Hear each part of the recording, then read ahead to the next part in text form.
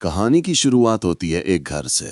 और उस घर के अंदर हम एक पीटर नाम के बच्चे को देखते हैं जो कि टीवी पर एक मूवी देख रहा था, जो कि हॉरर मूवी थी क्योंकि उसका फेवरेट जॉनरा ही हॉरर था। जब पीटर टीवी देख रहा था तभी उसे अपने बगल वाले घर से कुछ आवाज आने लगती है, जो कि चीखने चिल्लाने की आवाजें थी। साथ ही साथ उस घर के अंदर से हरी लाइट्स भी आ रही थी।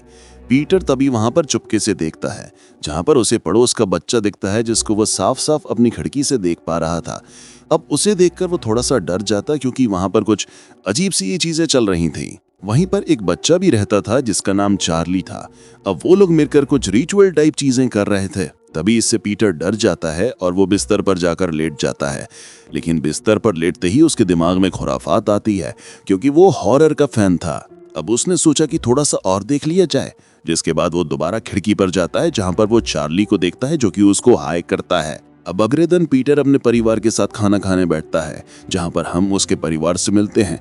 अब उसके परिवार के अंदर है उसकी माँ डबोरा, उसके पिता फ्रैंक और उसकी बहन एली। अब यहाँ पर पीटर अपने पड़ोसी यानी कि जॉनसन्स हाउस के बारे में बात करता है, जहां पर वो ये बता रहा था कि पिछली रात उसने वहां पर कुछ अजीब सा रिचुअल होते हुए देखा था जिसको मिस्टर एंड मिसेस जॉनसन्स मिलकर कर रहे थे। साथ ही साथ चार्ली भी वहां पर था जिसने उसको हाई भी किया। ये सुनकर उसकी बहन उसको ये कहने लगती है कि आजकल वो हॉरर मूवीज कुछ ज्यादा ही देख रहा है और उसने हॉरर मूवीज और रियलिटीज को मिक्स कर एक अजीब सी कहानी बुनकर अंको सुना दी है और वो थोड़ी सी हॉरर मूवीज कम देखा करे। फ्रैंक भी कहने लगता है कि हाँ, याली बिल्कुल सच बोल रही है क्योंकि जॉनसन्स परिवार काफी ज्यादा रिलीजियस है और वो लोग कैथोलिक भी हैं। साथ ही साथ वो काफी सीरियस आदे लोग थे, तो ऐसा रिचुअल करना, ये सारी चीजें उसके दिमाग की रोपच होंगी। अब पीटर उनको विश्वास दिलाने की काफी कोशिश करता है लेकिन उसकी कोई भी बात नहीं सुनता, ना ही कोई बात मानता। और यही तो हर एक हॉरर मूवी और सीरीज के अंदर होता है, यानी कि सारी की सारी तबाही ऐसे ही तो आती है। परिवार में से कोई ना कोई एक मेंबर इन चीजों के बारे में दूसरों को वार्न करने की कोशिश करता है लेकिन कोई भी उसकी बात नहीं मानता, जिसके चलते बाद में पूरे के पूरे परिवार ही तबाह हो जाते हैं। खैर, इसके बाद हम पीटर को उसके रूम में वापस जाता देखते हैं, जहां पर पीटर उसी रात वाले हादसे के बारे में ही सोच रहा था। जिसके बाद वो दोबारा ही अपने पड़ोस वाले घर पर ताक झांक करने की सोचता है, जहां पर वो एक लड़की को वहां पर आता हुआ देखता है जो कि उसी घर के अंदर जा रही थी, जहां पर वो लड़की फाइनली जॉनसन्स घर पर चली जाती है।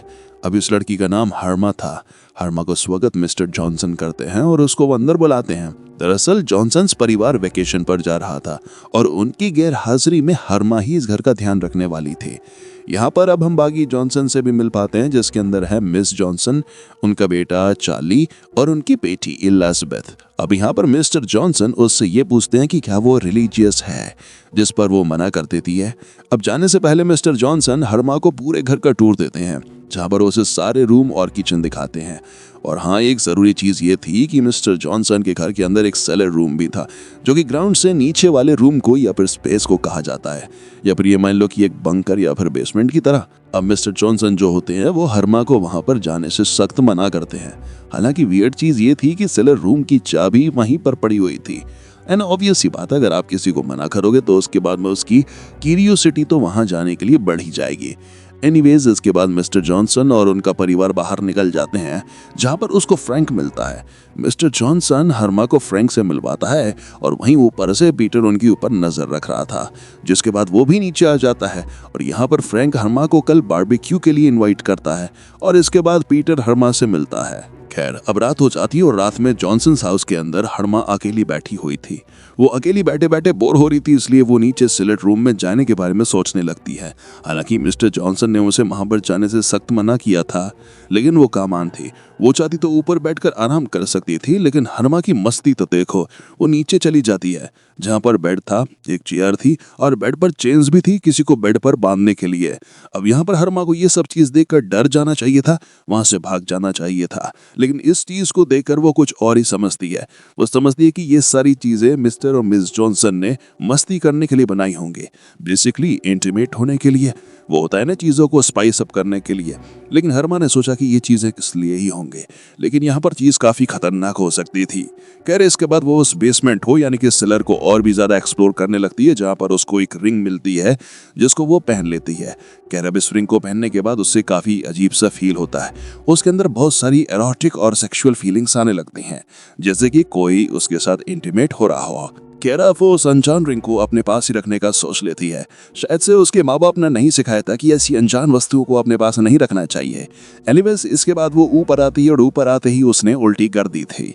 इसके बाद रात में सोते हुए उसे बेचैनी होने लगती है, लेकिन इस चीज को वो सीरियसली नहीं लेती। अब सुबह उठकर उसे एक बार और वॉमिट होती है और उसने नोटिस किया कि उसका पेट जो था ना वो थोड़ा सा बड़ा दिख रहा था। साथ ही साथ उसके पेट में कुछ हिल भी रहा होता है और इसकी वजह वो लेट नाइट स्नैक्स को समझती है। उसे लग रहा था कि शायद से उसका पेट खराब होने वाला होगा। एनीवेज इसके बाद हर्मा फ्रैंक के घर जाती है जहां पर बून से घुल मिल रही थी। तभी पीटर अपनी बहन एली का फोन लेकर भागने लगा। दरअसल कॉल पर एली का बॉयफ्रेंड था जिसने उससे ब्रेकअप कर लिया था।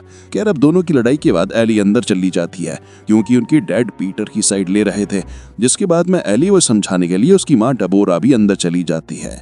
अब इसी बीच पीटर हर्मा के पास आता है और यहाँ पर हर्मा पीटर से अच्छे से बात करती है। पीटर हॉरर मूवी का फैन था, इसलिए वो उसे इविल डेड सजेस्ट करता है और उसे कहता है कि उस मूवी में कुछ लोगों को उस घर के बेसमेंट से एक अजीब सी इविल किताब मिलती है। और यहाँ पर पीटर बात कर रहा था नेक्रोनोमिकॉन बुक की जो कि इविल डेड में आती है। खैर अब यहाँ पर पीटर ऐसे ही पूछ लेता है कि क्या वो किसी सैलेड या बेसमेंट के अंदर थी, और तब हर्मा साफ मना कर देती है। जिसके बाद हर्मा बाथरूम कर दे जाती है, लेकिन बीच बीच में वो रुक जाती है जहां पर वो डबोरा और एली की बात सुन रही थी, जहां पर डबोरा अपनी बेटी को समझा रही थी कि ये ब्रेकअप एक लाइफ का पड़ाव है जिसे उसे पार करना होगा और उसकी लाइफ में कई ऐसी मुश्किलें आती रहेंगी जिनसे उसे निपटना पड़ेगा।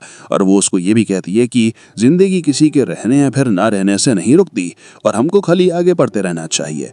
और उनकी बात सुनकर हर्मा को काफी अच्छा लगता है। माइट भी वो सोच रही होंगी कि शायद से उसकी जिंदगी में भी कोई होता जो कि उसको इस तरह से अच्छे से समझाता। अब इसके बाद में वो वार्डरूम जाती है जहां पर वो उस रिंग को उतारने की काफी कोशिश करती है, लेकिन ये रिंग जो थी वो उसकी उंगली से अलग नहीं हो रही थी। जिसके बाद वो बाहर आकर बैठ जाती है जहां पर एली उससे बात करके उसका इंट्रोडक्शन लेती है। यहाँ पर हर्मा उन लोगों को बताती है कि वो प्रेग्नेंट है। तब फ्रैंक पूछता है कि मिस्टर हर्मा कहाँ पर है, और ये चीज उसने हर्मा की अंगूठी देखकर पूछा तो वो उसे लग रहा था कि शायद ये वेडिंग रिंग है। हर्मा कहती है कि उसका हस्बैंड बिजनेस ट्रिप पर गया हुआ है, और मैं आपको बताना चाहूंगा कि हर्मा झूठ बोल रही थी क्योंकि उसकी कोई शादी ही नहीं हुई। कह रही है बट डबोरा पीटर को सदा देती है कि वो मूवी नहीं दिखे क्योंकि उसने एली को परेशान किया था।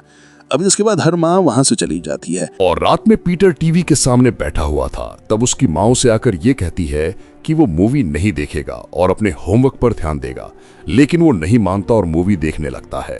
अब दूसरी ओर हर्मा जो होती है वो उस अंगूठी को निकालने के लिए भरपूर कोशिश करती है, साबुन लगाती है, लेकिन कुछ भी काम नहीं करता।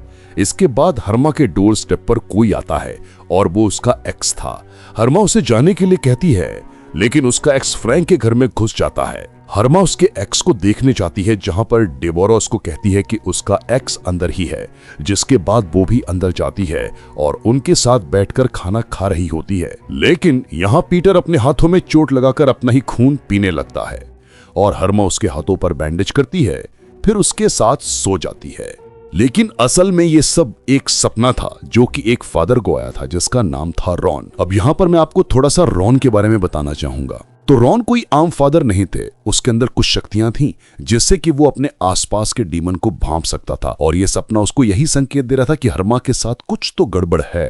अब फादर रॉन का मकसद एविल को इस दुनिया से खत्म करना था और वो अब उसको समझ चुका था कि कुछ तो गड़बड़ जरूर है। दूसरी ओर हर्मा के पेट में काफी दर्द होता है और वो गौर करती है कि उसका पेट कल से भी थोड़ा सा और बड़ा हो गया था। साथ ही साथ उसके हाथों पर एक अजीब सा निशान भी था जो कि असल में किसी टैटू जैसा दिखाई दे रहा था, और ये रातों रात अपने आप उभर आया। जिसके बाद हम पीटर को देखते हैं जो कि अपने माता पिता को बताता है कि कल रात हर्मा उसके रूम में आई थी, लेकिन कोई भी उसकी बात पर विश्वास नहीं करता। अब एली दोबारा यही कहती है कि ये सब हॉरर मूवीज देखने का नतीजा है, और उसके माता पिता भी इस बात से एग्री करते हैं। जिसके बाद पीटर वहां से गुस्से में चला जाता है। अब सीन बदलता है जहां पर हम पीटर को घर पर आते हुए देखते हैं जो कि काफी फ्रस्ट्रेटेड लग रहा था। ऑब्वियस सी बात है, इसका रीजन ये था कि उसका परिवार उसके ऊपर भरोसा नहीं करता था, और इसलिए वो ठान लेता है कि वो इस चीज को साबित कर रहेगा कि वो झूठ नहीं बोलता। खैर, अब सीन रात की तरफ आता है जहां पर पीटर कॉफी पी लेता है ताकि उसको नींद ना आए और वो हर्मा को देख सके। जिसके बाद पीटर रात में जागने की कोशिश करता है और तभी उसके रूम में कोई आता है और वो हर्मा ही थी। और पीटर जल्दी से अपने माता पिता को आवाज लगाता है। इसके बाद उसके माता पिता वहां पर आते हैं और पीटर उनको बताता है कि उसने हर्मा को यहाँ पर देखा, लेकिन वहां पर कोई भी नहीं होता।